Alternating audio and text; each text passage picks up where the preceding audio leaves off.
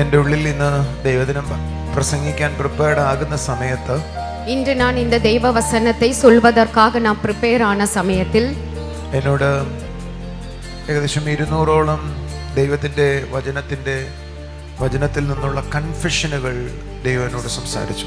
என்னோடு தெய்வம் 200க்கு ஏராளமான ஒரு தெய்வத்தை பற்றிய அந்த செய்திகளை கர்த்தர் என்னோடு கூட பேசினார். ഏറ്റുപറച്ചിലുകളെ കർത്താവിനോട് സംസാരിച്ചു. கர்த்தருடைய அந்த வார்த்தைகளை என்னோடு கூட பேசினார். വചനത്തിൽ ദൈവദിനത്തിൽ നിന്നുള്ള ഏറ്റുപറച്ചിലുകൾ ദൈവനോട് സംസാരിച്ചു. கர்த்தர் தேவ வசனத்தோடு கூட இருந்த பொழுது கர்த்தருடைய அறிக்கையை என்னோடு கூட பேசினார். അറിക്കയിടുന്നതിനെ ഏകദേശം 200ഓളം വചനം എൻ്റെ ഉള്ളിൽ തന്നു. அறிக்கை இடக்கூடிய ஏராளமான 200க்கும் அதிகமான வசனங்களை கர்த்தர் என்னோடு கூட பேசினார். നിങ്ങൾക്ക് എത്ര പേർക്ക് അറിയാം, ക്രിസ്തീയ ജീവിതത്തിന്റെ അടിസ്ഥാനം വിശ്വാസവും ആ വിശ്വാസത്തിന്റെ ഏറ്റുപറച്ചിലുമാണ്. கிறிஸ்துவருடைய அடிஸ்தானம் என்பது அந்த விசுவாசத்தை ஏற்று சொல்லுவதும் விசுவாசமும் அந்த விசுவாசத்தை நாம் ஏற்று சொல்லுவதும் தான். പക്ഷെ മിക്കവാറും ക്രിസ്ത്യാനികൾക്ക് വിശ്വാസവും വിശ്വാസത്തിന്റെ ഏറ്റുപറച്ചിലും ആണ് ക്രിസ്തീയ ജീവിതത്തിന്റെ അടിസ്ഥാനം എന്ന് അറിയില്ല. ஆனால் ஏராளமான கிறிஸ்தவர்களுக்கு கிறிஸ்துவை பற்றி சொல்லக்கூடிய அந்த விசுவாசமும் விசுவாசத்தினால் சொல்லக்கூடிய அந்த அறிக்கைகளும் தான் நம்மளுடைய ஜெயம் என்பது அது தெரியாமல் இருக்கிறது. ഒരു നല്ല ആമേൻ പറഞ്ഞു. ആമേൻ. അതുകൊണ്ട് ഞാൻ ഇന്ന് പ്രസംഗിക്കുമ്പോൾ നിങ്ങളോട് പറയുന്ന വാക്കുകൾ നിങ്ങൾക്ക് എഴുതിയെടുക്കാമെങ്കിൽ എഴുതിയെടുക്കണം. നിങ്ങളുടെ ഭാഷയിൽ നിങ്ങൾ എഴുതിയിട്ട് അത് പറയാനും ஒரு ஜீவித ശൈலிയായി மாற்றுவானும் ശ്രമിക്കണം. நான் சொல்லக்கூடிய இந்த தெய்வ செய்தியை உங்களால் உங்களுக்கு தெரிந்த பாஷைகளில் நீங்கள் எழுதி எடுக்கவும் அதை நீங்கள் உங்களுடைய வாழ்க்கையின் நடைமுறையில் கொண்டு வரவும் நீங்கள் அதை முயற்சிக்க வேண்டும். ഒരു നല്ല ആമേൻ പറഞ്ഞു. ആമേൻ. ശബ്ദമുയർത്തി പറഞ്ഞു. ഹല്ലേലൂയ. ഇന്നത്തെ മെസ്സേജിന് ഞാൻ പേരിട്ടിരിക്കുന്നത് ഹയർ റിലം ഓഫ് എക്സിസ്റ്റൻസ് എന്ന് പറഞ്ഞാൽ ഉന്നത തലത്തിലുള്ള ജീവിത രീതിയാണ്. ഉയർന്ന നിലവാരത്തിലുള്ള வாழ்க்கையின் നീട്ടിപ്പ്. അടുത്തിരിക്കുന്നവരോട് പറഞ്ഞു, ഉയർന്ന പ്രതലത്തിലുള്ള ജീവിത രീതി, வாழ்க்கையினுடைய நீட்டிப்பு. ഹയർ റിലം ഓഫ് എക്സിസ്റ്റൻസ്, ഉയർന്ന നിലവാരത്തിലുള്ള வாழ்க்கையின் நீட்டிப்பு. ഈ ക്രിസ്തീയ ജീവിതത്തിൽ നമ്മൾ പ്രാർത്ഥിക്കുന്ന ഒത്തിരി പേരെ ഞാൻ കണ്ടിട്ടുണ്ട്. இந்த கிறிஸ்தவ வாழ்க்கையில் பிரார்த்தனை செய்யக்கூடிய நிறைய பேரை நான் பார்த்திருக்கிறேன். പക്ഷെ പ്രാർത്ഥിക്കുമ്പോൾ പോലും അവരുടെ ഉള്ളിൽ പ്രാർത്ഥിക്കുന്നത് നടക്കും എന്നുള്ള പ്രതീക്ഷ അവർക്ക്. ஆனால் அந்த பிரார்த்தனை செய்யும் பொழுதும் அவர் எதற்காக பிரார்த்தனை செய்கிறார்களோ அது நடக்கும் என்ற அந்த எதிர்பார்ப்பு அவர்களுக்குள் இல்லை. നിങ്ങളുടെ ഉള്ളിൽ പ്രാർത്ഥിക്കുന്നത് നിങ്ങൾക്ക് ദൈവം നൽകുമെന്ന് വിശ്വസിക്കുന്ന എത്ര പേരുണ്ട്? நீங்கள் பிரார்த்தனை செய்யக்கூடியதை தெய்வம் உங்களுக்கு தருவார் என்பதை பற்றி நீங்கள் எத்தனை பேர் விசுவாசிக்கிறீர்கள்? ഒരിക്കൽ പാസ്റ്റർ ക്രിസ് അദ്ദേഹം ഒരു ഉദാഹരണം പറഞ്ഞത് എന്റെ ശ്രദ്ധയിൽപ്പെട്ടു. பாஸ்டர் கிறிஸ் என்பவர் அவர் சொல்லக்கூடிய அந்த பிரசங்கத்தில் ஒரு உவமையை சொல்வதை என்னுடைய கவனத்தில் வந்தது. നിങ്ങൾ പ്രാർത്ഥിക്കുമ്പോൾ എങ്ങനെ പ്രാർത്ഥിക്കും? நீங்கள் பிரார்த்தனை செய்யும் பொழுது எப்படி பிரார்த்தனை செய்வீர்கள்? അദ്ദേഹം പറഞ്ഞു, പ്രാർത്ഥിക്കുമ്പോൾ വാതിലടച്ച് പ്രാർത്ഥനയ്ക്കായി തയ്യാറാകണം. அவர் சொன்னது, நாம் பிரார்த்தனைக்காக தயாராகும் பொழுது நம் கதவை பூட்டி நாம் ஜெபிக்க வேண்டும் என்று சொன்னார். മറ്റൊരിടത്തേക്ക് നമ്മുടെ ശ്രദ്ധ മാറാതെ പ്രാർത്ഥിക്കണം. வேறு எந்த இடத்திலும் நம்மளுடைய கவனம் போகாமல் நாம் பிரார்த்தனை செய்ய வேண்டும். പ്രാർത്ഥിക്കുമ്പോൾ நாம் பிரார்த்தனை செய்யும் பொழுது കണ്ണുകൾ അടയ്ക്കുന്നതിനേക്കാൾ മുമ്പ് கண்களை மூடுவதற்கு முன்பாக ഞാൻ തയ്യാറെടുക്കണം. நான் அதற்காக தயார் எடுக்க வேண்டும். എന്തിനാണ് തയ്യാറെടുക്കേണ്ടത്? நான் எதற்காக தயாராக வேண்டும்? ഞാൻ പ്രാർത്ഥിക്കുമ്പോൾ ദൈവം എന്നോട് തിരിച്ച് സംസാരിക്കാൻ പോകുന്നു. நான் பிரார்த்தனை செய்யும் பொழுது தெய்வம் திரும்ப என்னோடு கூட பேசுவார். ആമേൻ. എന്നിട്ട് അടുത്ത വാചകം അദ്ദേഹം പറഞ്ഞു, എനിക്ക് ഒത്തിരി സ്വാധീനമായിട്ട് തോന്നി. அவர் அதற்கு பிறகும் சொன்ன சில வார்த்தைகள் எனக்கு மிகவும் அது சாத்தியமாக இருந்தது. കണ്ണടച്ച് പ്രാർത്ഥിക്കുന്നതിനേക്കാൾ മുമ്പ് അടുത്ത് ഒരു പേപ്പറും പേനയും എടുത്തു വെക്കണം. கண்களை மூடி நாம் பிரார்த்தனை செய்வதற்கு முன்பாக நமக்கு பக்கத்தில் ஒரு பேனாவும் ஒரு புக்கும் எடுத்து வைக்க வேண்டும். ദൈവം എന്നോട് സംസാരിക്കാൻ പോകുകയാണെന്നുള്ള ഉറപ്പിൽ നിന്ന് അങ്ങനെ ചെയ്യണം.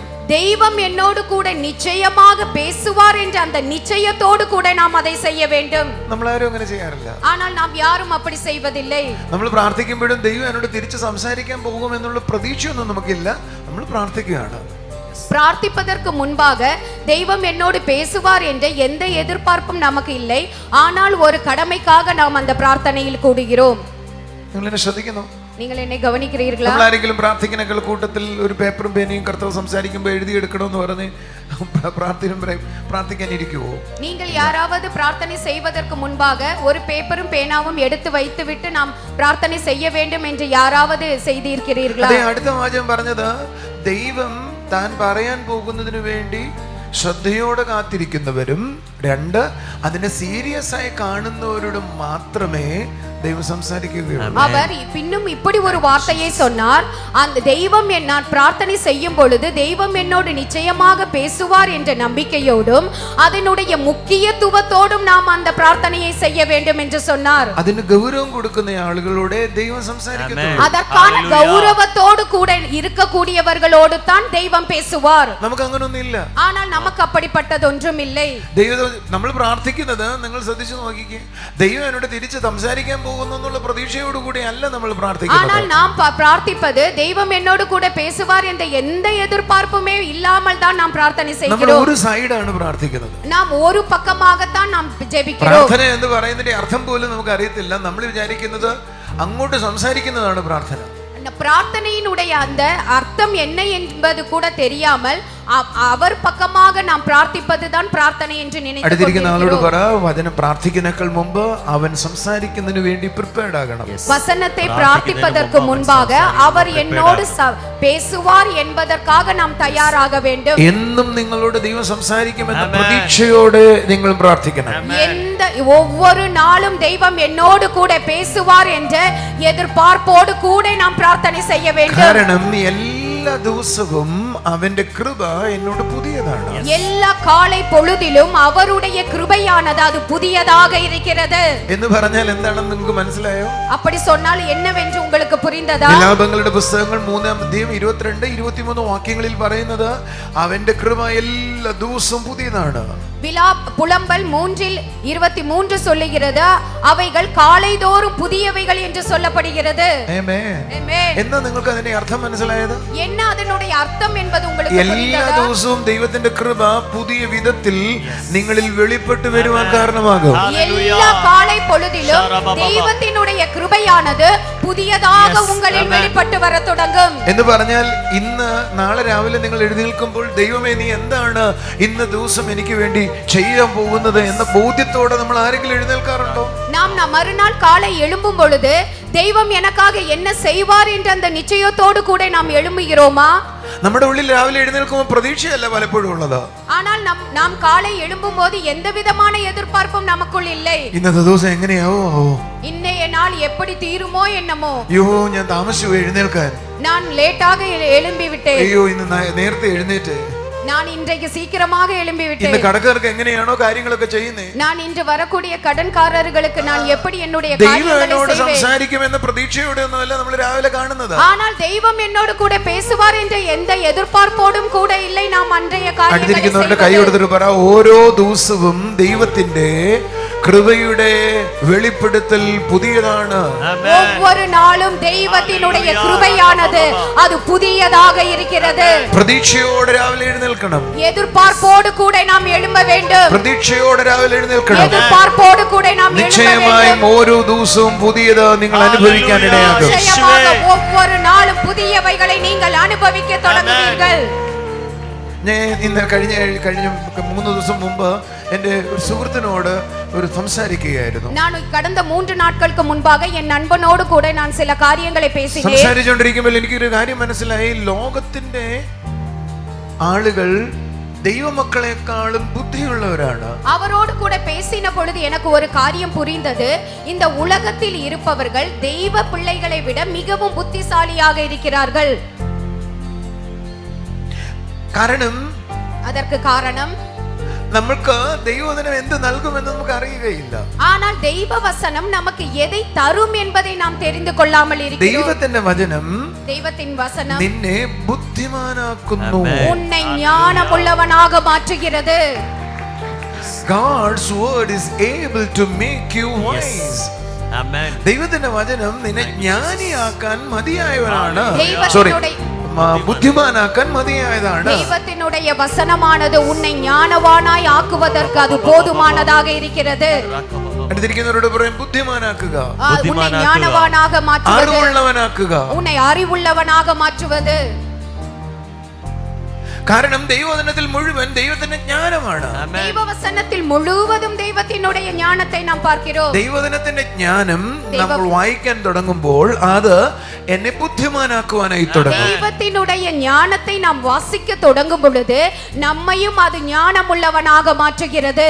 സങ്കീർത്തനം 119:98 വാക്യം. സംഗീതം 119:98. എന്റെ ശത്രുക്കളെക്കാളും ഞാൻ ബുദ്ധിമാനായിരിക്കുന്നു. എൻ ശത്രുക്കളിലും അധിക ஞானமுள்ளவனாக மாற்றுகிறீர் என்று. നിങ്ങൾ ശത്രുവിനെ ഭയന്നല്ലേ ഒരുപക്ഷേ രാവിലെ എഴുന്നേൽക്കുന്നത്? ஆனால் நீங்கள் உங்களுடைய ശത്രുക്കളെ ഭയந்துதானே நீங்கள் தினமும் അയ്യോ അയാൾ അത് ചെയ്യുന്നു, അയാൾ അങ്ങനെ എനിക്ക് നേരെ നിൽക്കുന്നു, അയ്യോ ഞാൻ എന്ത് ചെയ്യും എന്ന് വിചാരിച്ചിട്ടല്ലേ പലപ്പോഴും. അയ്യോ അവർ எனக்கு എതിരാக இப்படி செய்கிறார், அவர் எனக்கு எதிராக அப்படி செய்கிறார் என்ற நினைப்போடு கூட தானே நாம் தினமும் காலையில் അയാളെ തൊടണമേ, അയാളെ മാറ്റണമേ, എന്റെ ജീവിതത്തെ മാറ്റണമേ, ഇതല്ലേ നമ്മുടെ പ്രാർത്ഥന? ஐயோ தெய்வமே அவருடைய சிந்தனையை மாற்றணுமே, அவருடைய வாழ்க்கையை மாற்ற வேண்டுமே. എനിക്ക് എതിരായി നിൽക്കുന്ന ശത്രുവിനെ നീക്കണമേ, എതിരായി നിൽക്കുന്ന ശത്രുവിനെ തൊടണമേ. ചിലർ തട്ടിക്കളയണമെന്ന് വരെ പ്രാർത്ഥിച്ചോളയും. எனக்கு எதிராக இருக்கக்கூடிய சத்துருவை நீ நீக்கி போட வேண்டும், அவரை நீ சில பேர் கொலை செய்து போட வேண்டும் என்று கூட சொல்வார். തൊട്ടണമേ കർത്താവേ, എന്റെ അടുത്ത് തൊട്ടണമേ കർത്താവേ. അവരെ നിങ്ങൾ തട്ടി പോട വേണ്ടുമേ, അവരെ നിങ്ങൾ തട്ടി പോട തൊടണം എന്ന് പറയുന്നതിന്റെ അർത്ഥം കൊല്ലണം, തട്ടണം. പിള്ളേരൊന്നും ഇല്ലല്ലോ അവർക്ക്. പൊട്ടെ പൊട്ടെ. Are you listening? നിങ്ങൾ ഇതെ ഗവനിக்கிறீர்களா? പക്ഷെ വചനം പറയുന്നത് ആരെങ്കിലും ദൈവത്തിന്റെ വചനം ധ്യാനിക്കുന്നുവെങ്കിൽ നിന്റെ ശത്രു എത്ര പ്രബലനായിരുന്നാലും കഴിവുള്ളവനായിരുന്നാലും അവനേക്കാൾ നീ ബുദ്ധിമാനായിരിക്കും. உன்னுடைய சத்துரு எவ்வளவு அதிக பலவானாக இருந்தாலும் ஞானமுள்ளவனாக இருந்தாலும் அதை விட நீ ஞானமுள்ளவனும் பலமுள்ளவனாக இருக்கிறாய் என்று. അവർക്ക് നിന്നെ തോൽപ്പിക്കാൻ കഴിയുകയില്ല. അവർക്ക് ഉന്നെ തോൽക്കടിക്ക முடியாது. അതിന്റെ കാരണം അടുത്ത വചനം പറയുന്നത്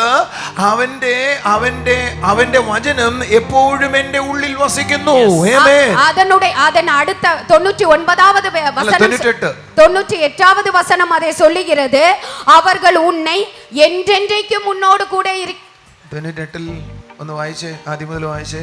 நீர் உம்முடைய கற்பனைகள் எന്റെ ശത്രുക്കളെ கற்பனைகளை கொண்டு என்னை என் சத்துருக்களிலும் அதிக ஞானமுள்ளவனாக்குகிறீர், அவைகள் என்றென்றைக்கும் என்னுடனே இருக்கிறது.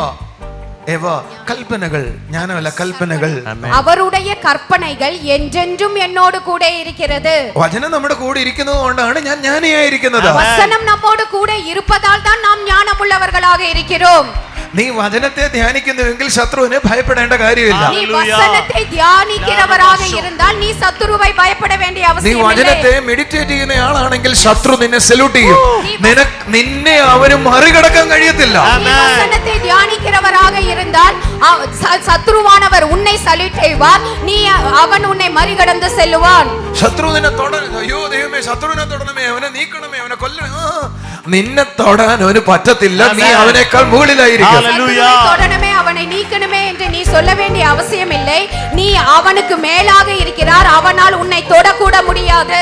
നീ അടുത്തിരിക്കുന്ന ഒരാളോട് ചോദിച്ചു നോക്കിയേ, നിന്റെ ശത്രുവിനെ കുറിച്ച് നീ ദൈവത്തോടുള്ള എന്തെല്ലാം പ്രാർത്ഥിച്ചെന്ന് ഓർമ്മയുണ്ടോ?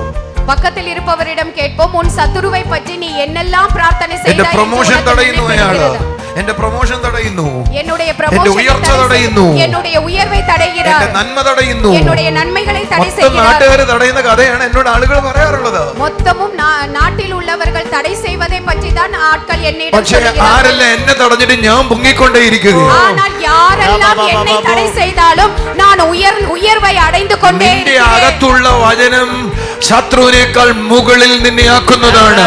உனக்குள் இருக்கக்கூடிய வசனமானது ശത്രുവിற்கு മേലാക ഉന്നെ മാറ്റുகிறது. അതുകൊണ്ടാണ് വചനം പറയുന്നത്, നീ വചനം ധ്യാനിക്കുമ്പോ അവന്റെ ജ്ഞാനത്തെയാണ് നിങ്ങൾ ധ്യാനിക്കുന്നത്. വേദം சொல்லுகிறது, நீ வசனத்தை தியானிக்கும் பொழுது அவருடைய ஞானத்தை நீ தியானிக்கிறாய் என்று. നീ വചനം ധ്യാനിക്കുന്ന ആളാണെങ്കിൽ ഓരോ പ്രഭാതവും നിനക്ക് പുതിയതായിരിക്കും, പുതിയതായിരിക്കും, പുതിയതായിരിക്കും. തോൽവിയില്ല, തോൽവിയില്ല, ജയം, ജയം, ജയം. സക്സസിന് മേൽ സക്സസ്, ഉയർച്ചയിൽ മേൽ ഉയർച്ച. അതായിരിക്കും നിങ്ങളുടെ ജീവിതം എന്ന് പറയുന്നത്. வசனத்தை தியானிக்கிறவராக இருந்தால் உனக்கு வெற்றிக்கு மேல் வெற்றி. இனி நீ தோல்வி அடைவதில்லை, எல்லா இடத்திலும் நீ வெற்றியை மட்டுமே அடைந்து காண முடியும். അയാൾ എന്നെ തോൽപ്പിക്കാൻ ഇടയാക്കല്ലേ. அவர் என்னை தோல்வி എങ്ങനെയെങ്കിലും അയാളെ എല്ലാം മറികടക്കാനുള്ള കഴിവ് തരണേ. எப்படியாவது அவரை மறிகடந்து போவதற்கான சக்தியை எனக்கு ദൈവമേ, தரணுமே. എനിക്ക് ജ്ഞാനം തരണമേ. தெய்வமே எனக்கு ஞானத்தை தர வேண்டுமே. കാരണം ഒരു വാക്യം നമ്മുടെ തലയിൽ എവിടെയോ കയറി കൂടിയിട്ടുണ്ട്. காரணம் ஒரு வசனம் எங்கோ நம்மளுடைய தலையில் ஏறி இருக்கிறது. യാക്കോബിന്റെ ലേഖനം 1-5 വാക്യം നമുക്ക് എല്ലാവർക്കും കാണാതെ. யாக்கோபு 1:5 நமக்கு எல்லாருக்கும் தெரியும். ജ്ഞാനം കുറഞ്ഞവൻ എന്ത് ചെയ്യണം? ദൈവത്തോട് ചോദിക്കണം, ജ്ഞാനം തരും. ஞானம் இல்லாதவர்கள் தெய்வத்தோடு கூட கேட்கும் பொழுது அவர் ஞானத்தை தருவார் என்று. പക്ഷേ നീ വചനം ധ്യാനിക്കുമ്പോൾ നിൻ ശത്രുവിനേക്കാൾ മുകളിൽ ജ്ഞാനിയാകുമെന്നത് നമ്മുടെ തലയിലില്ല. ஆனால் நீ வசனத்தை தியானிக்கும் போது சத்துருவை விட அதிகமான ஞானமுள்ளவன் ஆவாய் என்பது உன் தலையில் എന്ന് പറഞ്ഞാൽ എത്രയധികം നീ ധ്യാനിക്കുന്നുവോ ഒരാൾ പോലും നിന്റെ മുമ്പിൽ നിവർന്നു നിൽക്കത്തില്ല. அப்படி என்றால் நீ எவ்வளவு அதிகமாக தெய்வ வசனத்தை தியானிக்கிறாயோ அவ்வளவு அதிகமாக ஒரு சத்துருவும் உனக்கு முன்பாக நிற்பதில்லை. നിനക്ക് നേരെ ഒരു മനുഷ്യനും നിന്റെ ജീവിതകാലത്ത് നിവർന്നു നിൽക്കത്തില്ല. உனக்கு முன்பாக ஒரு மனிதனும் உன்னுடைய வாழ்க்கையின் அவസാനം வரை ஒருவரும் உன் முன்பாக நிற்பதில்லை. നിങ്ങളുടെ വായി തൊട്ടിട്ട് പറഞ്ഞു, വായ്ക്കകത്ത് വചനം, ഹൃദയത്തിനകത്ത് വചനം உள்ளவனை தொடாൻ ആർക്കും കഴിയത്തില്ല. வாயை தொட்டு நாம் சொல்வோம், உன் வாயில் வசனம், உன் இருதயத்தில் வசனம் இருக்கிறது என்றால் உன்னால் ஒருவரையும் தொட முடியாது. നീ എല്ലായ്പ്പോഴും മുകളിലായിരിക്കും. நீ எப்பொழுதும் நீ மேலில் இருப்பாய். நீ எப்பொழுதும் நீ மேலில் இருப்பாய். ദൈവമേ ജ്ഞാനം തരണമെന്ന് നിലവിളിക്കേണ്ട. ദൈവമേ എനിക്ക് ജ്ഞാനത്തെ തര വേണ്ടുമേ. വചനം ധ്യാനിക്കുന്നവൻ ജ്ഞാനിയാണ്. വചനത്തെ ധ്യാനിക്കുന്നവൻ ജ്ഞാനി. ഹല്ലേലൂയ. 1 കൊരിന്ത്യർ 1:30 വാക്യം. 1 കൊരിന്ത്യർ 1:30 വചനം. അവിടെ എഴുതിയിരിക്കുക, അവനാൽ ഞാൻ ക്രിസ്തു യേശുവിലിരിക്കുന്നു. അവരാലെ ഞാൻ ക്രിസ്തു യേശുവുക്കുൾ ഉட்பட்டிருக்கிறேன். ആമേൻ. അവൻ എനിക്ക് ദൈവത്തിന്റെ ജ്ഞാനമായിരിക്കുന്നു. അവരെ എനിക്ക് ദൈവത്തിനുடைய ஞானமாக இருக்கிறார். നിങ്ങളുടെ ഉള്ളിൽ എത്ര പേർക്ക് കർത്താവ് വസിക്കുന്നു എന്നറിയാം? உங்களுக்குள் எத்தனை பேரில் கர்த்தர் எனக்குள் வசிக்கிறார் என்று தெரியும்? വേദം പറയുക, കർത്താവ് നിങ്ങളുടെ ഉള്ളിൽ വസിക്കുന്നുവെങ്കിൽ പുറത്ത് ജ്ഞാനം നേടണ്ട, അവന്റെ ജ്ഞാനമാണ് നിന്റെ ജ്ഞാനമെന്ന്. வேதம் சொல்கிறது, கர்த்தரை நீங்கள் விசுவாசிக்கிறீர்கள் எனில், அவருடைய வசனத்தை நீங்கள் உட்கொள்ளுகிறீர்கள் எனில், நீங்கள் வெளியில் அந்த ஞானத்தை தேட வேண்டியதில்லை, உங்களுக்குள் ஆல்ரெடி அந்த ஞானம் இருக்கிறது என்று. ഹല്ലേലൂയ. കാരണം വചനം ധ്യാനിക്കുന്നവന്റെ അകത്ത് ജ്ഞാനമുണ്ട്, ക്രിസ്തു ഉള്ളിൽ വസിക്കുന്നവന്റെ അടുത്ത് ജ്ഞാനമുണ്ട്. നീ ശത്രുക്കൾക്കും മുകളിലായിരിക്കും. ആമേൻ. ഓരോ ദിവസവും നിന്റെ ജീവിതം സക്സസിൽ നിന്ന് സക്സസിലേക്ക് പോയിക്കൊണ്ടേയിരിക്കും. வசனத்தை தியானிப்பவர்களுக்குள் ஞானம் இருக்கிறது. தெய்வ வசனத்தை அவர் உள்ளில் வசிக்கிறவர்களுக்குள் ஞானம் இருக்கிறது. நீ ஒரு நாளும் தோற்று போவதில்லை. நீ ஒவ்வொரு நாளும் உயர்விற்கு மேல் உயர்வை அனுபவிப்பாய். God's word is able to make you wise. ദൈവവചനം നിന്നെ ജ്ഞാനിയാക്കാൻ മതിയായത്. தெய்வ வசனமானது உன்னை ஞானமுள்ளவனாக ஆக்குவதற்கு போதுமானது. ഞാൻ എൻ്റെ ശത്രുക്കളെക്കാൾ ജ്ഞാനിയാണ്. நான் என் சத்துருவை விட ஞானமுள்ளவன். ഞാൻ എൻ സത്തുരുവൈ വിട ജ്ഞാനമുള്ളവൻ. ഞാൻ എൻ സത്തുരുവൈ വിട ജ്ഞാനമുള്ളവൻ. ഞാൻ എന്റെ ശത്രുവിനേക്കാൾ ജ്ഞാനമുള്ളവനാണ്. ഹല്ലേലൂയ. ഹല്ലേലൂയ.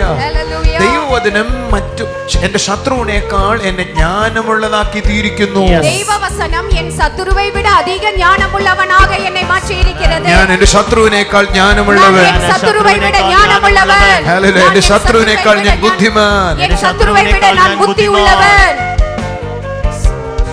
നിങ്ങളുടെ ഭർത്താവിനെ കുറിച്ച് നിങ്ങൾ പറയരുത്, ഈ മനുഷ്യന് ഒരു ഗുരുവില്ല, അങ്ങനെ ചെയ്തിട്ട് പോയത് നിങ്ങൾ കണ്ടുകൊണ്ടിരുന്നില്ല മനുഷ്യൻ.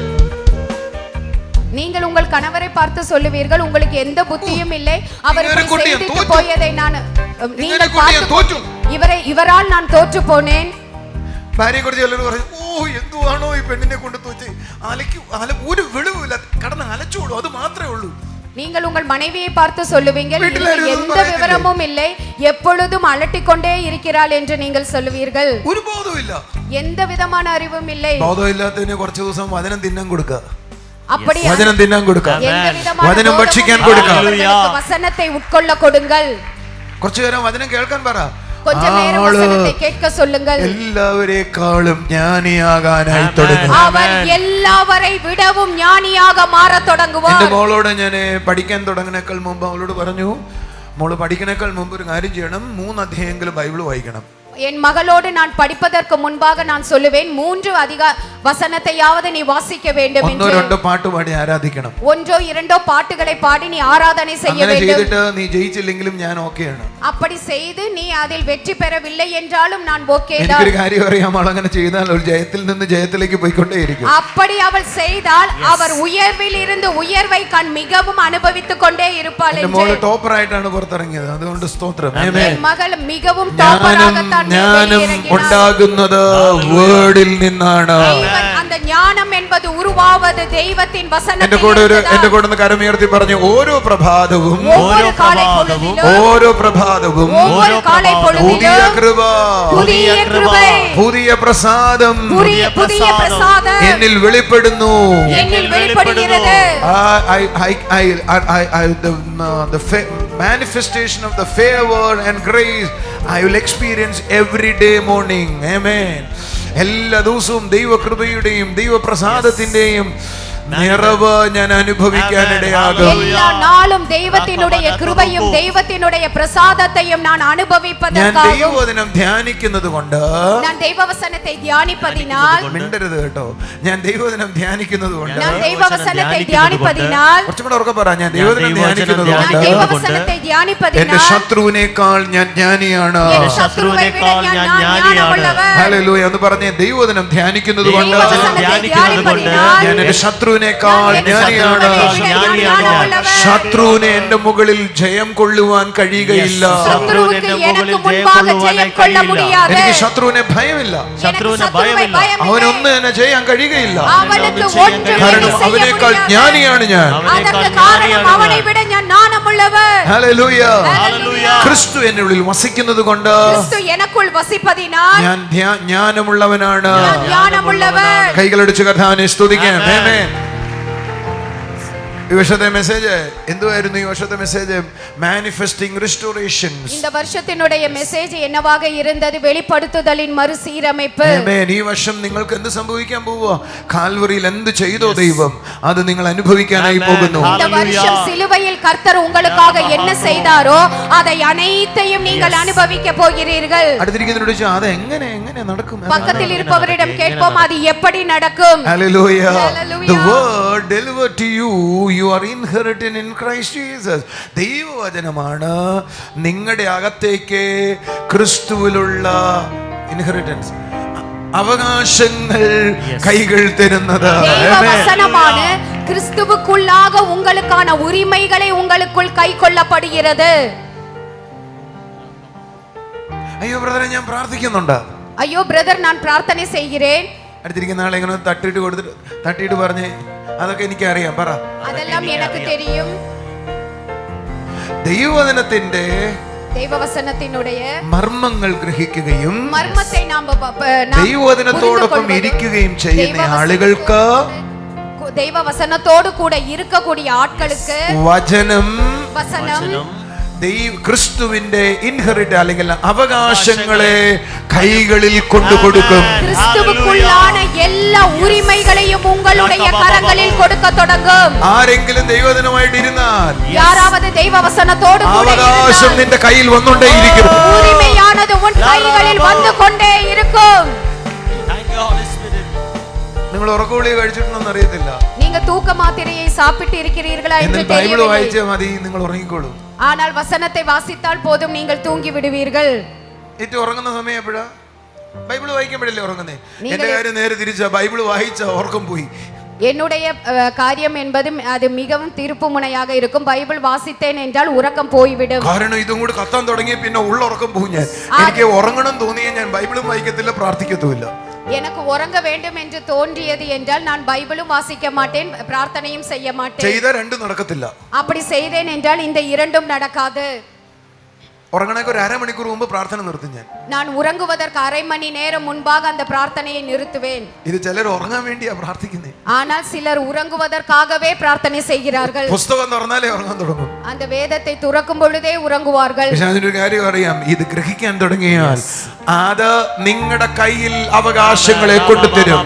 இதை நீங்கள் புரிந்து கொள்ள தொடங்கினால் உங்களுடைய கைகளில் அந்த உரிமையை அது கொண்டு தரும். ഞാൻ വിശ്വാസത്തിൽ വന്നപ്പോൾ ആളുകൾ പറഞ്ഞു പ്രാർത്ഥിച്ചാൽ മതി. நான் விசுவாசத்தில் வந்த பொழுது ஆட்கள் சொன்னார்கள் പ്രാർത്ഥന ചെയ്താൽ പോതും. പ്രാർത്ഥിച്ചാൽ മതി. പ്രാർത്ഥന ചെയ്താൽ പോതും. മതം നിങ്ങളെ ഉപദേശിച്ചിരിക്കുന്ന അതാണ്, പ്രാർത്ഥിച്ചാൽ മതി. മതം என்பது உங்களை உபதேசம் തന്നിരിப்பது நீங்கள் പ്രാർത്ഥന ചെയ്താൽ പോതും. ഞങ്ങളോട് പറയാം, പ്രാർത്ഥിക്കുന്നതിന് പോലും നിങ്ങളുടെ അകത്ത് വചനത്തിൽ നിന്നുള്ള പ്രേരണ ഉണ്ടാകണം. பிரார்த்தனை செய்வதற்கு கூட வசனத்தில் இருந்து உங்களுக்கு அதை செய்ய வேண்டும் என்ற அந்த முயற்சி உங்களுக்குள் உருவாக வேண்டும். നിങ്ങൾക്ക് ഒരു കാര്യം വചനം വായിക്കുമ്പോൾ മനസ്സിലായി, ആ ഇങ്ങനെയാണ് വസ്തുതയിൽ എഴുതിയിരിക്കുന്നത്, എങ്കിൽ ഞാൻ പ്രാർത്ഥിക്കാൻ പോവാ. ആ ബോധത്തിൽ നിന്നാണ് പ്രാർത്ഥിക്കേണ്ടത് പോലും. പ്രാർത്ഥന செய்யும் பொழுது வசனத்தை வாசிக்கும் பொழுது இந்த வசனத்தில் இப்படி எழுதி இருக்கிறது, அதை நாம் செய்ய வேண்டும் என்ற அந்த உணர்வோடு கூட நாம் அந்த பிரார்த்தனை செய்ய வேண்டும். ഇത് എഴുതിയിരിക്കുന്നത് കൊണ്ട് എന്റെ അവകാശമാണ് എന്ന് മനസ്സിലാക്കി ആ പ്രാർത്ഥന ഉണ്ടാകേണ്ടത്. எழுதியிருப்பது என்னுடைய அவகாசம் என்பதை புரிந்து கொண்டு நாம் பிரார்த்தனை செய்ய வேண்டும். ஹalleluya. அல்லாத பிரார்த்தனை ஃபலப்பிரதமல்ல. அப்படி இல்லாமல் நீங்கள் பிரார்த்தனை செய்தீர்கள் என்றால் அது உங்களுக்கு பலனை தராது. ദൈവവചനം നിന്റെ അവകാശങ്ങളെ, உன்னுடைய உரிமைகளை നിനക്ക് കൈകളിൽ തരും. உன்னுடைய கரங்களில் அது தரும். ദൈവവചനം നിന്റെ അവകാശങ്ങളെ നിന്റെ കൈകളിൽ തരും. ഞാൻ വചനം വായിക്കുന്നതുകൊണ്ട് എന്റെ അവകാശങ്ങൾ ഒന്നും നഷ്ടമാകാതെ അതെന്റെ കൈകളിൽ ലഭിക്കും. ഞാൻ വചനം ധ്യാനിക്കുന്നതുകൊണ്ട് എന്റെ അവകാശങ്ങൾ ഒന്നും നഷ്ടമാകാതെ എന്റെ കൈകളിൽ ലഭിക്കും. ഒന്നുകൂടെ പറ, ഞാൻ വചനം വായിക്കുന്നതുകൊണ്ട് എന്റെ അവകാശങ്ങൾ ഒന്നുപോലും മാറാതെ അതെന്റെ കൈകളിൽ ലഭിക്കപ്പെടും. ഹല്ലേലൂയ. അവകാശങ്ങളെ സ്വന്തമാക്കുക. ദൈവം കാൽവരിയിൽ ചെയ്തത് സ്വന്തമാക്കുക. ദൈവം സിലുവയിൽ ചെയ്തதை அனைத்தையும் நீங்கள் சொந்தமாக்குங்க. നിന്റെ കണ്ണുകൾ ദൈവവചനത്തിൽ നിന്ന് മാറരുത്.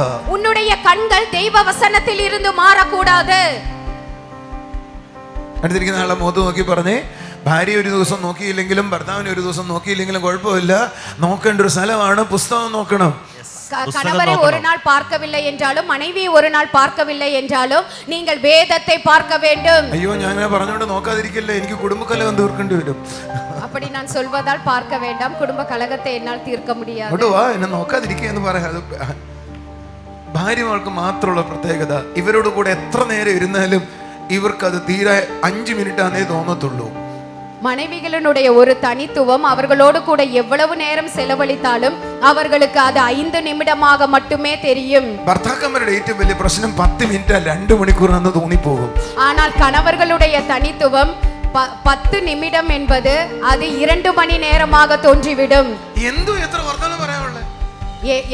எப்பொழுதும் இப்படி பேசுறதுக்கு என்ன இருக்கிறது? അങ്ങനെ കെട്ടിയോൻ ചോദിച്ചാ ഉടനെ വിളിച്ചോണ്ട് വന്നോണം കേട്ടോ എന്റെ അടുത്തോട്ട്.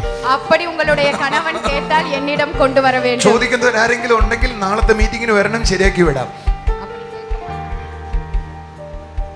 നാളെ നമ്മുടെ ഉണ്ട് വെഡിങ് ഡേ എന്നൊരു മീറ്റിംഗ് വെച്ചിരിക്കുക. திருமண நாள் என்ற ஒரு மீட்டிங் நான் வைத்திருக்கிறேன். നിന്റെ കണ്ണുകൾ ദൈവവചനത്തിൽ നിന്ന് മാറരുത്. உன்னுடைய கண்கள் ദൈവവചനത്തിൽ இருந்து மாறக்கூடாது. നമ്മുടെ സഭകൾ പഠിപ്പിച്ച പല മതവും അതോടെ പൊട്ടിപ്പോകും. നമ്മളുடைய സഭைகளும் മതങ്ങളും പഠിത്തത് അതോട് കൂടെ അത് ഒളിഞ്ഞു പോകും. വചനത്തെ നിങ്ങൾ വായിക്കാൻ വചനത്തിൽ നിങ്ങളുടെ ശ്രദ്ധ വചനത്തിലേക്ക് തിരിഞ്ഞാൽ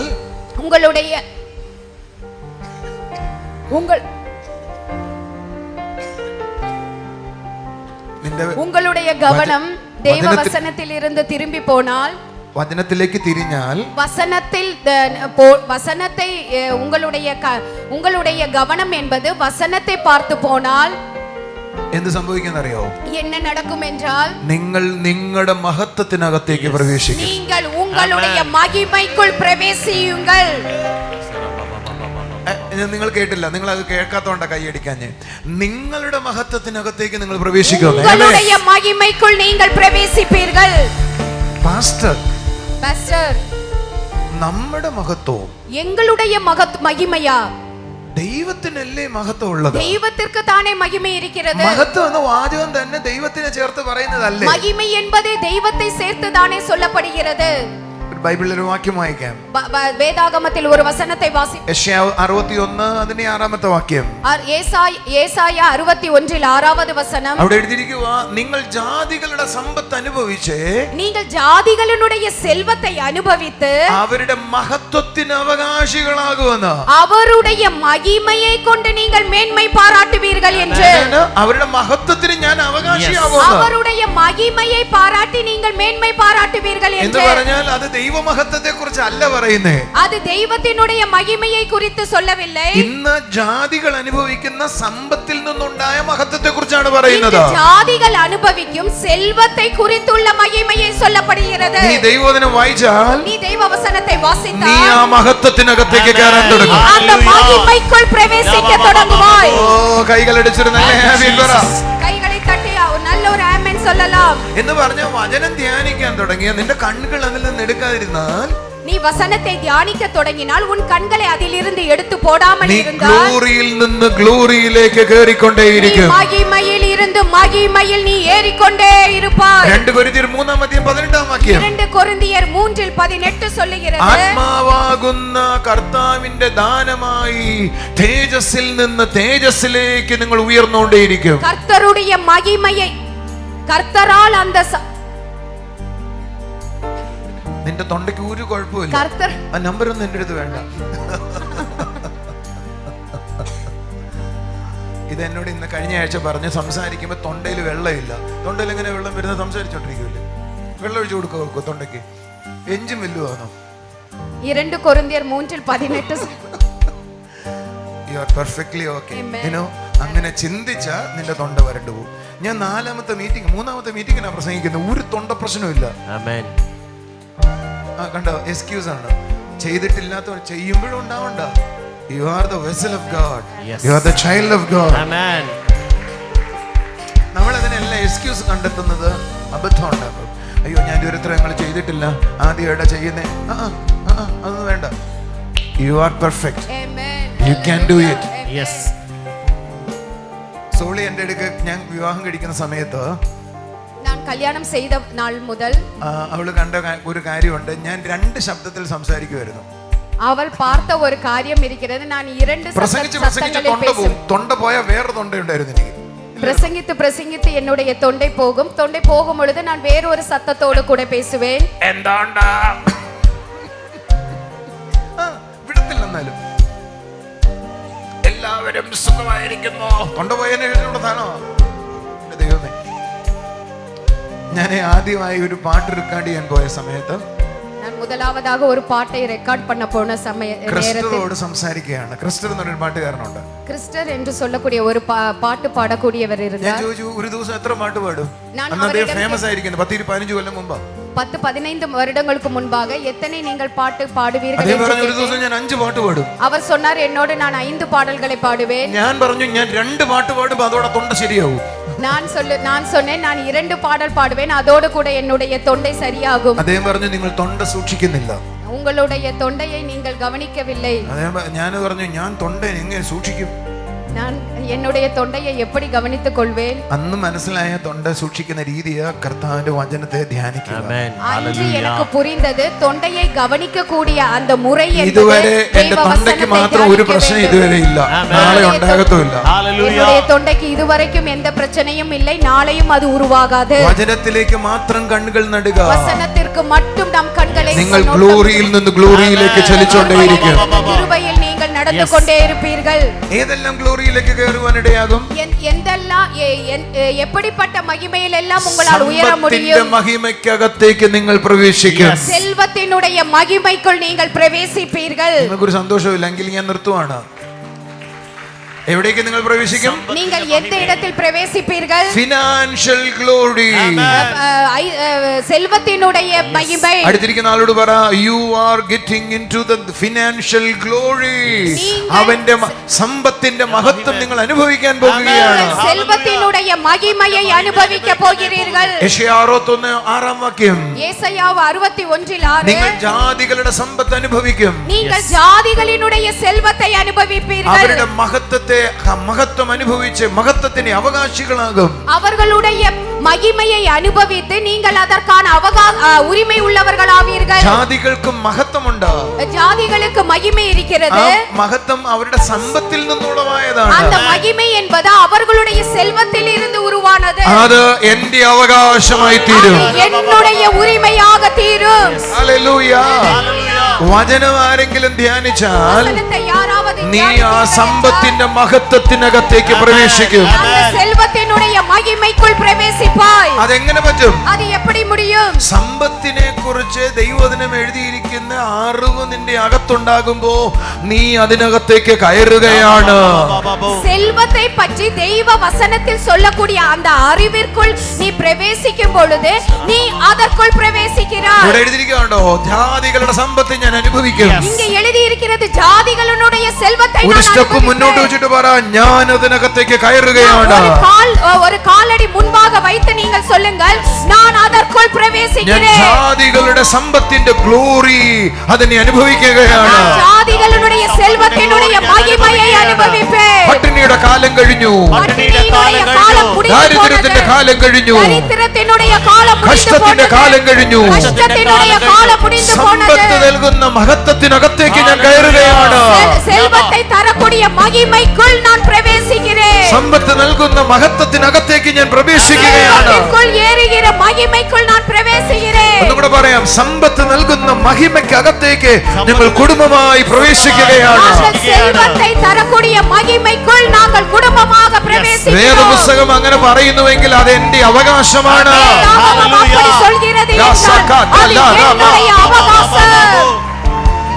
കാൽവറിയിൽ അത് ദൈവം ചെയ്തതാണ്. സിലുവയിൽ അവർ ചെയ്തു முடித்து விட்டார். അടുത്ത ആഴ്ച ഞാൻ പ്രസംഗിക്കുമ്പോൾ യെശയ്യാ 61 ആരംഭ വാക്കുകൾ പറയാം. യെശയ്യാ 61 ആരംഭ വാർത്തകളെ ഞാൻ അടുത്ത വാരം ആരംഭ വാക്കുകൾ சொல்கிறேன். സുവിശേഷം പ്രസംഗിക്കുന്നതിനെ കുറിച്ചാണ്. அந்த ஆரம்ப வார்த்தைகள் சுவிசேஷத்தை பிரசங்கம் செய்வதை பற்றி. യേശു വരുന്നതിനേക്കാൾ മുമ്പ് യേശു വരുമ്പോൾ എന്ത് ചെയ്യുമെന്നാണ് ആദ്യ വാക്യങ്ങളിൽ എഴുതിയിരിക്കുന്നത്. வருவதற்கு முன்பாக இயேசு வரும்பொழுது என்ன செய்வார் என்பதை பற்றி தான் அந்த இடத்தில் சொல்லப்படுகிறது. അതിനുശേഷം ഉണ്ടാകുന്നതാണ് 4, 5, 6, 7, 8 വാക്യങ്ങൾ.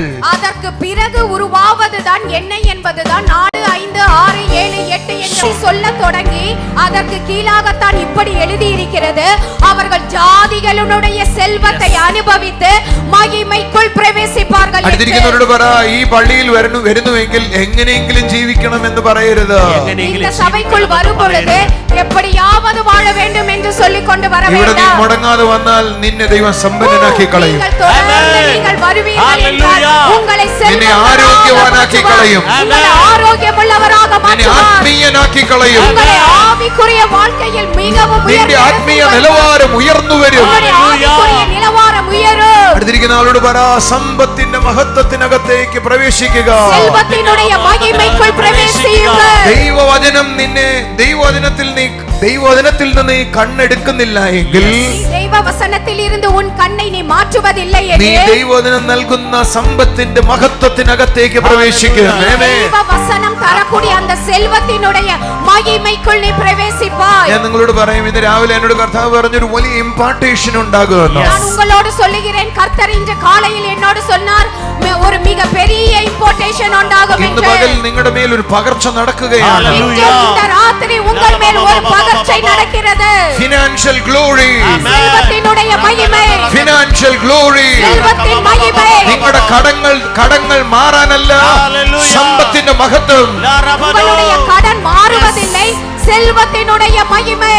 ഞാൻ നിങ്ങളോട് പറയാം, നിങ്ങളുടെ വീട്ടിലെ കുഞ്ഞു സാധനങ്ങൾ പോലും കണ്ടിട്ട് ആളുകൾ പറയും ഈയോ എന്ന് പറയുന്ന വിധത്തിൽ ദൈവത്തിന് അതിനെ മാറ്റുവാൻ കഴിയും. உங்களுடைய வீட்டில் இருக்கக்கூடிய சிறிய பொருளையாவது பார்த்து ஆட்கள் சொல்லுவார்கள் ஐயோ என்று ஆச்சரியப்படக்கூடிய விதத்தில் கர்த்தர் மாற்றுவார். അടുത്തിരിക്കുന്നവരോട് പറ, ഹീലിംഗ് ഗ്ലോറി.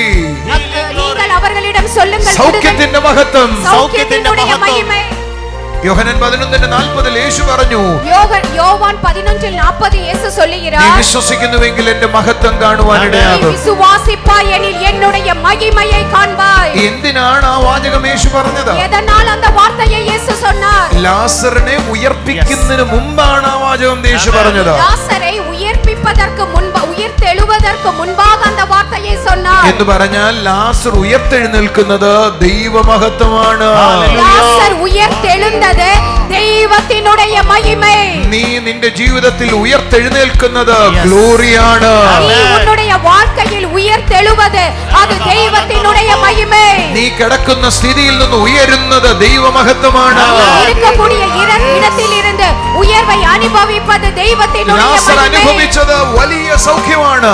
லாசர் அனுபவித்தது அது ஒரு மகா பெரிய சௌக்கியம். വലിയ സൗഖ്യങ്ങൾ ദൈവത്തിന്റെ ഗ്ലോറിയെ കൊണ്ടുവരികയാണ്. மகா பெரிய சௌக்கியம் என்பது தெய்வத்தினுடைய மகிமையை கொண்டு നീ வருகிறது. അനുഭവിക്കുന്ന സൗഖ്യം ദൈവമഹത്വമാണ്. நீ அனுபவிக்கக்கூடிய அந்த சுகம் என்பது அது தெய்வத்தினுடைய மகிமை. ദൈവമഹത്വത്തിനകത്തേക്ക് പ്രവേശിക്കുക. தெய்வத்தினுடைய மகிமைக்குள் பிரவேசியுங்கள். When you get into the glory realm, you will receive a healing.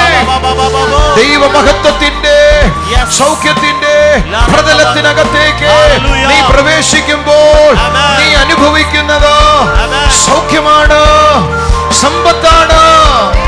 நீ தெய்வ மகிமைக்குள் பிரவேசிக்கும் பொழுது நீ அனுபவிப்பது சௌக்கியம், நீ அனுபவிப்பது செல்வம். എന്റെ കൂടെ ഉണ്ട് ഒരു ഹല്ലേലൂയ പറയാവോ?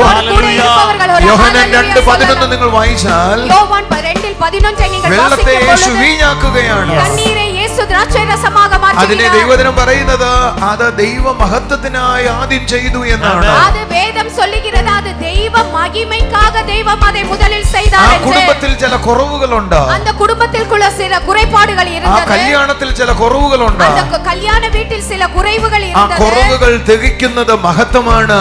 அந்த குறைவுகள் நிறைவேறியது அது தெய்வ மகிமையினால். നിന്റെ വീട്ടിലെ ചില കുറവുകൾ നീങ്ങുന്നത് ഗ്ലോറിയാണ്. உன்னுடைய வீட்டில் இருக்கக்கூடிய சில குறைவுகள் மாறுவது தெய்வ നീ மகிமையினால். വചനം വായിക്കുമ്പോൾ നിന്റെ വീട്ടിലെ ചില കുറവുകളിൽ നിനക്ക് മനസ്സിലാവും no no no no no ഞാൻ ഇവിടെ ഇരുന്നാൽ ഒക്കത്തില്ല എന്ന് മനസ്സിലായാൽ നീ വചനത്തിലൂടെ ആ ഗ്ലോറിയിലേക്ക് പ്രവേശിക്കുകയാണ്. உன்னுடைய வீட்டில் இருந்து சில பிரச்சனைகள் பார்க்கும் பொழுது இல்லை இல்லை இல்லை நான் இந்த இடத்தில் இருக்க வேண்டியவள் இல்லை என்று நீ சொல்லும் பொழுது நீ அந்த மகிமைக்குள் பிரவேசிக்கிறாய். ഹല്ലേലൂയ. നിങ്ങൾ എന്നോട് കൂടെ പോയി ഒരു സ്റ്റെപ്പ് വെച്ചിട്ട് என்னோடு ഞാൻ கூட ஒரு പഴയ காலை സ്ഥലത്തിൽ எடுத்து வைத்து, തുടരുകയില്ല. நான் பழைய இடத்தில் തുടர மாட்டேன். ഏതെല്ലാം സ്ഥലത്തില്ല എന്റെ സാമ്പത്തിക സ്ഥിതിയിൽ, എന്റെ രോഗമായ സ്ഥിതിയിൽ, എന്റെ മുമ്പിലുള്ള ആ കുറവുകളിൽ ഇതാ ഞാൻ പഴയ സ്ഥലത്ത് തുടരുകയില്ല. ഞാൻ മുന്നോട്ട് നീ അവിടെ തുടരുകയില്ല. നിങ്ങൾ അവിടെ തുടരുകയില്ല. കൈകളടിച്ചൊരു നല്ല ആമേൻ പറ.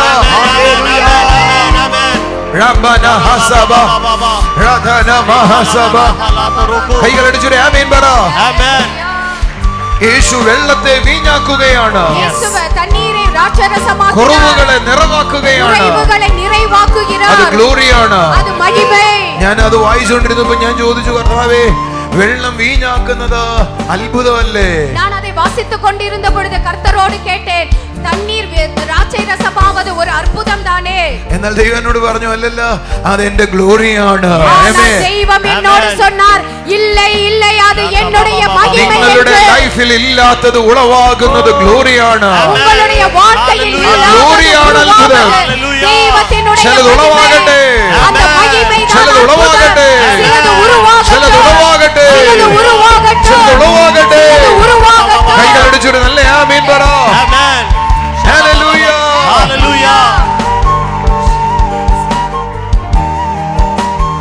ദൈവവചനത്തെ മാത്രം ശ്രദ്ധിക്കുക. தெய்வ வசனத்தை மட்டும் நாம் கவனிக்க வேண்டும். അത് നിങ്ങൾ ആകേണ്ട ഗ്ലോറിയിലേക്ക് നിന്നെ കൊണ്ടുവരും. நீ எங்கு செல்ல வேண்டுமா அந்த மகிமைக்குள் உன்னை கொண்டு போகும். ദൈവവചനത്തിന് മാത്രമുള്ള പ്രത്യേകത தெய்வ வசனத்திற்கு மட்டுமுள்ள தனித்துவம் അതൊരു ആൽബമാണ്. அது ஒரு ஆல்பமாக இருக்கிறது. നീ അതിലേക്ക് നോക്കിയാൽ നിന്റെ ഫോട്ടോ കാണാം. நீ அதை பார்க்கும் பொழுது உன்னுடைய புகைப்படம் அதில் தெரிய നിങ്ങൾ தொடங்கும். നിങ്ങളുടെ ഫോട്ടോ എടുത്തിട്ടുള്ളവരുടെ കരങ്ങൾ ഉയർത്തിക്കേ. நீங்கள் உங்களுடைய புகைப்படத்தை எடுத்தவர்கள் എല്ലാവരും கரங்களை എടുത്തിട്ടുണ്ട്. உயர்த்துங்கள். ഇന്നലത്തെ ഫോട്ടോ എടുത്തു, മിനിഞ്ഞാന്നത്തെ ഫോട്ടോ എടുത്തു. ഇന്ന് ആൽബം ഇല്ല, നമ്മൾ മെമ്മറി കാർഡിനകത്താ വെക്കുന്നത്. തുറന്നു നോക്കിയാൽ മതി. நாம் நேற்றும் அதற்கு முந்தின நாளும் எடுத்த புகைப்படங்களை நாம் இப்பொழுது மெமரியில் தான் அதை ஸ்டோர் பண்ணி வைக்கிறோம். ചോദിക്കട്ടെ, നാളത്തെ ഫോട്ടോ എടുക്കാൻ പറ്റുമോ? ஆனால் நான் உங்களிடம் கேட்கிறேன், நாளைக்குள்ள புகைப்படத்தை நம்மால் எடுக்க അടുത്ത முடியுமா? മാസത്തെ ഫോട്ടോ ഇപ്പോഴേ എടുത്തു വെക്കാൻ പറ്റുമോ? அடுத்த மாதத்திற்கான புகைப்படத்தை இப்பொழுதே எடுக்க முடியுமா? നിങ്ങൾ പറയും ഇങ്ങേർക്ക് വല്ല കുഴപ്പമുണ്ടോ? நீங்கள் சொல்வீர்கள் ഇവருக்கு ஏதாவது குழப்பம் എന്നാൽ இருக்கிறதா? നിങ്ങളുടെ അടുത്ത മാസത്തെയും അടുത്ത വർഷത്തെയും ഫോട്ടോ ഈ പുസ്തകം വായിച്ചാൽ പിടി കിട്ടും. Amen. ஆனால் Hallelujah. உங்களுடைய நாளையினுடைய புகைப்படத்தையும் வருங்காலத்தினுடைய നീ புகைப்படத்தையும் இந்த ആരാകും, வேதத்தை നീ படிக்கும் பொழுது എന്താകും, நீங்கள் എവിടെയാകും എന്നിത് പറഞ്ഞു തരൂ. நீ யாராவாய், நீ என்னவாய் என்பதை இந்த வேதம் உனக்கு சொல்லி தர தொடங்கும். അടുത്ത വർഷം നീ എവിടെ നിൽക്കുമെന്നത് ഇത് കാണിച്ചു തരും. அடுத்த வருடம் நீ யா, எந்த கா, கா, கா, இடத்தில் கா, கா, இருப்பாய் கா, என்பதை கா. இந்த வேதம் காண்பித்து தரும். നിങ്ങൾ എന്റെ കൂടെ ഉണ്ടോ ഇല്ലയോ എനിക്ക് അറിയത്തില്ല. അടുത്ത വർഷം, അടുത്ത മാസം, അടുത്ത വർഷങ്ങൾ 2030 കർത്താവ് വരുന്നില്ലെങ്കിൽ ഇവിടെ എന്ത് സംഭവിക്കുമെന്ന്, നിനക്ക് എന്ത് സംഭവിക്കുമെന്ന് ഈ ഫോട്ടോ നിനക്ക് ഈ പുസ്തകം കാണിച്ചു തരും. 2030 கர்த்தர் வரவில்லை என்றால் அப்பொழுது நீ என்ன ஆவாய் என்றும் உன்னுடைய புகைப்படம் என்னவாகும் என்றும் இந்த வேதம் சொல்லி தரும். നിന്റെ ഭാവിയുടെ ഫോട്ടോസ് എടുത്തു വെച്ചിട്ടുള്ള ആൽബമാണ് ബൈബിൾ. உன்னுடைய வருங்காலத்தினுடைய புகைப்படத்தை எடுத்து வைப்பதுதான் இந்த வேதாகமம் என்று சொல்லப்படுகிறது. നിങ്ങളുടെ കയ്യിലുള്ളത് പഴയ ഫോട്ടോയാണ്, உங்களுடைய கையில் இருப்பது பழைய, പക്ഷെ വേദപുസ്തകത്തിലുള്ള പുതിയ ഫോട്ടോയാണ്. ஆனால் வேதாகமத்தில் உள்ளது புதிய புகைப்படம். കൈകളടിച്ചു ആമേൻ പറ. கரங்களை தட்டி ஆமென் என்று சொல்லலாம். ഹല്ലേലൂയ. ஹalleluya.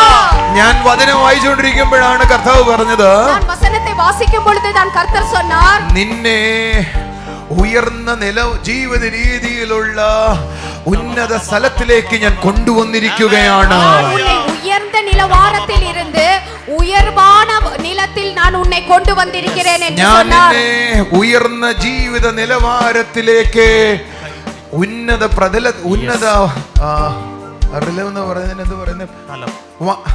ഉന്നത പ്രതലത്തിലേക്ക് ഞാൻ നിന്നെ കൊണ്ടുവന്നിരിക്കുകയാണ്. நான் உன்னை உயர்ந்த நிலவாரத்திற்கு நான் உன்னை கொண்டு வந்திருக்கிறேன். കൈയടിച്ച് കർത്താവിന് ഒരു ഹല്ലേലൂയ പറഞ്ഞേ. Hallelujah. നിന്നെ ഞാൻ ഉയർന്ന ജീവിത നിലവാരത്തിന്റെ പ്രതലത്തിലേക്ക് കൊണ്ടുവന്നിരിക്കുകയാണ്. நான் உன்னை உயர்ந்த வாழ்க்கையினுடைய நிலவாரத்தின் அந்த நிலவாரத்திற்குள் கொண்டு You have வந்திருக்கிறேன். been brought into the higher realm of existence. നിന്നെ ഉയർന്ന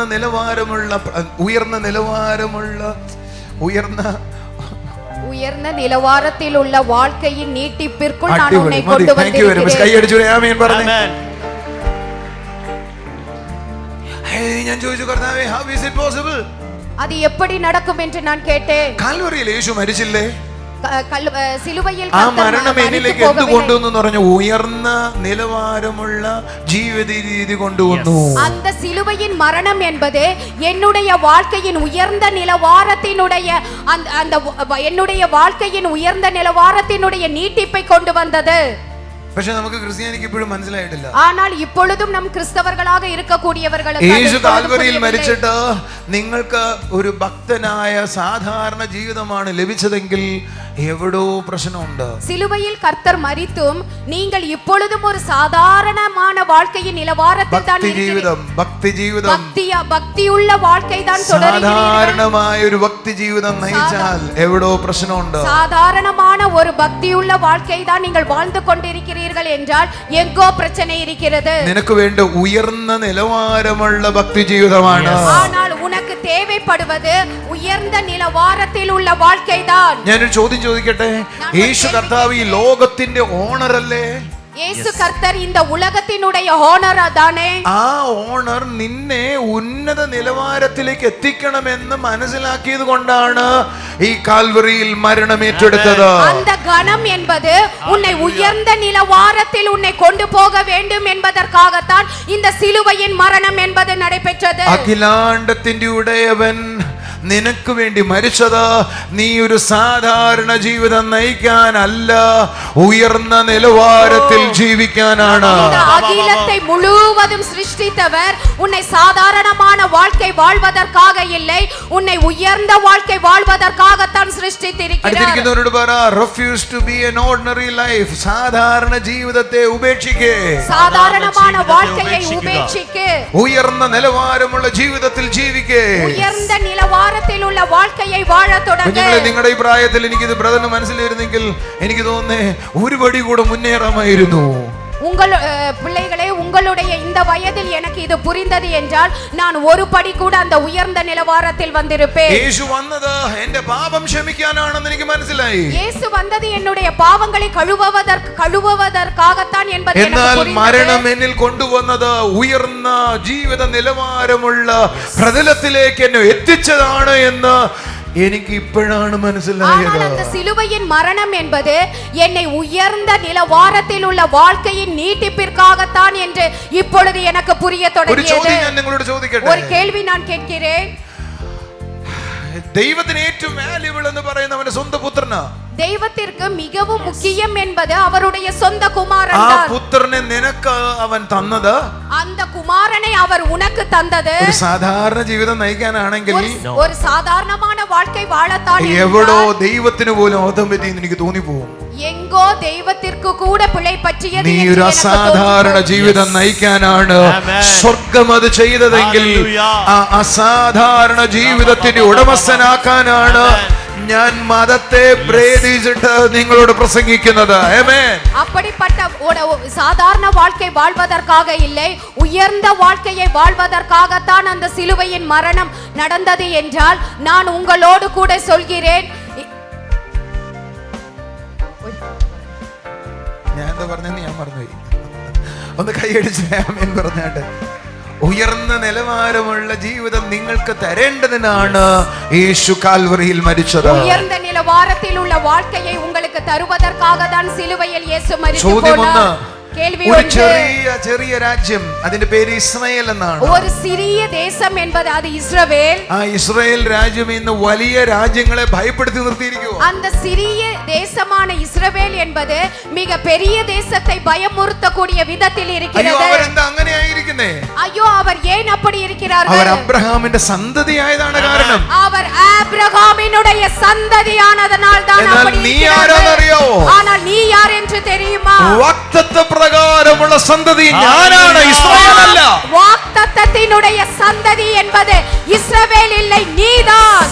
അത് ജഡത്തിലുള്ള സന്തതിയാ. அது മാംസത്തിനാൽ ഉള്ള സന്തതി. എന്നാൽ ജഡത്താലുള്ള സന്തതിയേക്കാൾ ആത്മാവിലുള്ള സന്തതി മുയലിൽ വരേണ്ടതാണ്. ஆனால் மாம்சமான சந்ததியை விட ஆவிக்குரிய சந்ததி தான் அந்த உயர்வை அனுபவிக்க வேண்டும். അബ്രഹാമിന്റെ സന്തതി പരമ്പരയിലേക്ക് കയറിയ ദിവസമാണ് ക്രിസ്തുവിൽ നീ വിശ്വസിച്ച ദിവസം. நீ ஆபிரகாமினுடைய வம்ச வரலாறில் ஏறிய நாள் தான் நீ கிறிஸ்துவுக்குள் வாசம் செய்த நாள். അതുകൊണ്ട് പറ, സാധാരണ ജീവിതത്തെ വെറുക്ക. அதனால் நாம் சொல்வோம் சாதாரண வாழ்க்கையை வெறுப்போம். അത്ഭുതപൂർവമായ ഒരു ജീവിതം നിനക്ക് ദൈവം തരാൻ ഒരുക്കി വെച്ചിരിക്കുന്നു. அற்புதகரமான ஒரு வாழ்க்கையை உனக்கு தருவதற்காக தெய்வம் சீர்படுத்தி வைத்திருக்கிறார். എനിക്ക് സാധാരണ ജീവിതം വേണ്ട.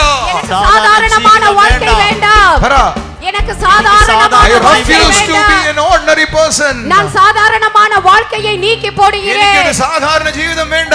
எனக்கு ஒரு சாதாரண வாழ்க்கை வேண்டாம். കാരണം യേശു മരിച്ചത് എന്നെ ഒരു അസാധാരണ ജീവിതത്തിലേക്ക് എത്തിക്കാനാണ്.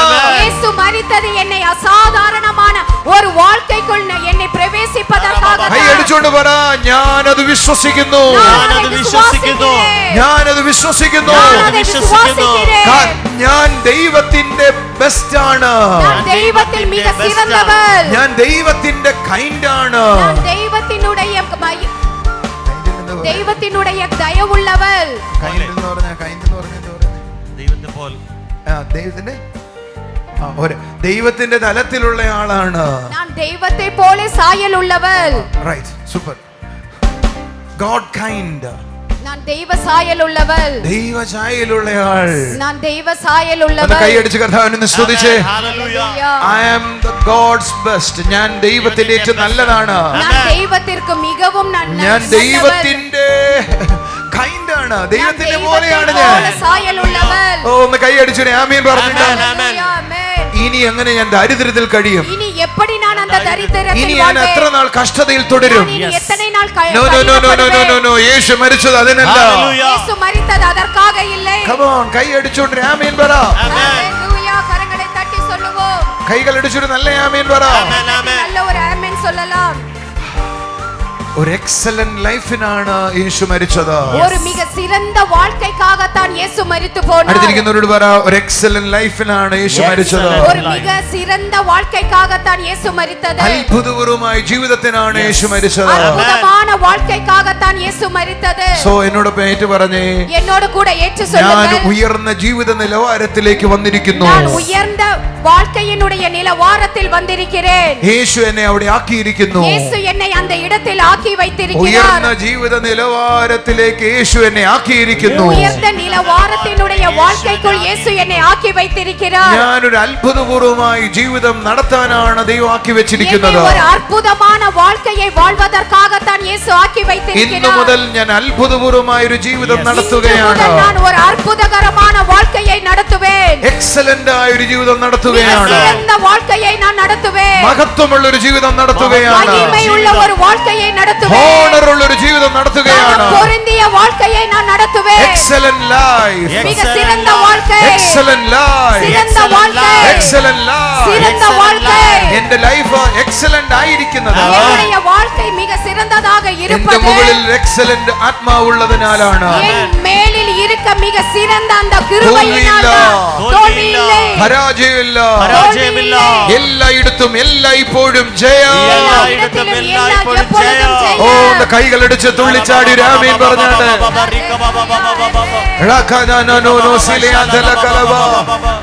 കാൽവരി ക്രൂശ് എനിക്ക് തന്നത് ഉയർന്ന നിലവാരമുള്ള ജീവിതം. சிலுவையினுடைய மரணம் எனக்கு தந்தது உயர்ந்த நிலவாரத்தில் உள்ள வாழ்க்கை. എന്ന് പറ, ഞാൻ അതുകൊണ്ട് ഇന്നു മുതൽ ഉയർന്ന നിലവാരത്തിൽ ജീവിക്കും. நான் அதனால் இன்று முதல் உயர்ந்த நிலவாரத்தில் உள்ள வாழ்க்கையை வாழத் தொடங்குவேன். കൈ കുടഞ്ഞിട്ട് പറ, ദാരിദ്ര്യത്തോട് വിട പറയുന്നു. தரித்திரத்தோடு நாம் கரங்களை குடைந்து சொல்லுவோம். രോഗങ്ങളോട് വിട പറയുന്നു. நான் நோய்களுக்கு விடை சொல்கிறேன். ഇല്ലായ്മകളോട് വിട പറയുന്നു. இல்லை என்று சொல்வதற்கு விடை சொல்கிறேன். ദാരിദ്ര്യത്തോട് വിട പറയുന്നു. தரித்திரத்திற்கு விடை சொல்லுகிறேன். ഇപ്പോൾ സമ്പത്തിന്റെ മഹത്വത്തിനകത്തേക്ക് പ്രവേശിക്കുന്നു. இப்பொழுது செல்வத்தின் மகிமைக்குள் நான் பிரவேசிக்கிறேன். രോഗങ്ങളോട് വിട പറയുന്നു. நோய்களுக்கு நான் விடை சொல்கிறேன். സൗഖ്യത്തിന്റെ മഹത്വത്തിനകത്തേക്ക് പ്രവേശിക്കുന്നു. சௌக்கியத்தினுடைய மகிமைக்குள் நான் பிரவேசிக்கிறேன். കുറവുകളോട് വിട പറയുന്നു. குறைவுகளுக்கு விடை சொல்லுகிறேன். എന്തെല്ലാം കുറവുകളുണ്ടോ ഇന്ന് പകൽ അതിനെ ഉപേക്ഷിക്കണം. என்னெல்லாம் ഇന്ന് പകൽ അതിനെല്ലാം തീരണം. அதையெல்லாம் நாம் குடைந்து போட வேண்டும். അതിനു പകരം அதற்கு பதிலாக സമൃദ്ധിയുടെ செல்வத்தினுடைய മഹത്വത്തിന്റെ மகிமையுடைய അനുഭവത്തിലേക്ക് പ്രവേശിക്കുന്നു. அனுபவத்திற்குள் കൈകളടിച്ച് பிரவேசிக்கிறேன். തുള്ളിച്ചാടി പറ, Hallelujah. Amen. യേശു എന്നെ ഉയർന്ന നിലവാരത്തിൽ കൊണ്ടുവന്നിരിക്കുകയാണ്. இயேசு என்னை உயர்ந்த நிலவாரத்திற்குள் கொண்டு സാധാരണ வந்திருக்கிறார். ജീവിതം ഇനി വേണ്ട.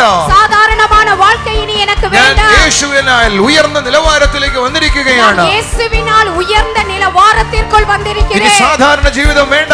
இனி சாதாரணமான வாழ்க்கை வேண்டாம். ഹല്ലേലൂയ. Hallelujah. അത്ഭുതപൂർവമായ ജീവിതം, அற்புதமான வாழ்க்கை, മഹത്വം നിറഞ്ഞ ജീവിതം, மகிமை நிறைந்த வாழ்க்கை, ഓണർ നിറഞ്ഞ ജീവിതം, மனம் பொருந்திய வாழ்க்கை, എക്സലന്റ് ആയ ജീവിതം. மிக சிறந்த வாழ்க்கை. ഉറക്കെ പറ, ഞാൻ ഉയർന്ന നിലവാരത്തിലേക്ക് நான் உயர்ந்த വന്നിരിക്കുകയാണ്. நிலவாரத்திற்குள் வந்திருக்கிறேன். ഞാൻ ഉയർന്ന നിലവാരത്തിലേക്ക് വന്നിരിക്കുന്നു. நான் உயர்ந்த நிலவாரத்திற்குள் வந்திருக்கிறேன். അതുകൊണ്ട് அதனால் അത്ഭുതപൂർവമായ ജീവിതം, அற்புதகரமான வாழ்க்கை, അത്ഭുതപൂർവമായ ജീവിതം, அதனால் அற்புதமான வாழ்க்கை, മഹത്വം നിറഞ്ഞ ജീവിതം, மகிமையுள்ள வாழ்க்கை, എക്സലന്റ് ആയ ജീവിതം, சிறந்த வாழ்க்கை, മഹിമ നിറഞ്ഞ ജീവിതം, மகிமையுள்ள வாழ்க்கை, എക്സലന്റ് ആയ ജീവിതം, சிறந்த வாழ்க்கை, എക്സലന്റ് ആയ ജീവിതം, சிறந்த வாழ்க்கை, ഹോണറായ ജീവിതം. பொருந்திய வாழ்க்கை. അതിൽ കുറഞ്ഞതൊന്നും എനിക്കില്ല. அதில் குறைந்தது ഒന്നും எனக்கு കൈകളടിച്ചതിനെ ആമീൻ പറഞ്ഞാട്ടെ.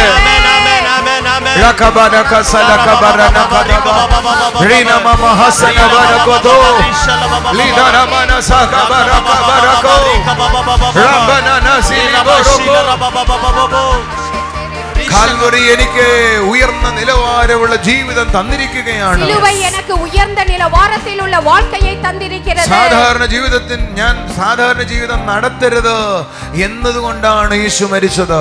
சாதாரணமான வாழ்க்கையை நான் நடத்த கூடாது என்பதற்காகத்தான் இயேசு மரித்தது. ഒരു അപൂർവമായ അനുഗ്രഹിക്കപ്പെട്ട ജീവിതം, அபூர்வமான ஆசீர்வதிக்கப்பட்ட வாழ்க்கை. നിങ്ങളെല്ലാം ദൈവത്തിന്റെ ഏറ്റവും നല്ലതാണ്. நீங்கள் அனைவரும் இயேசுவிற்கு மிகவும் சிறந்த അടുത്തിരിക്കുന്നവരോട് പറ, നിങ്ങളെല്ലാം ദൈവത്തിന്റെ ഏറ്റവും നല്ലവരാ, ഏറ്റവും നല്ലതാണ്. നല്ലതാണ് ഞാൻ. இயேசுவிற்கு மிகவும் மிகவும் நல்லவர்கள்.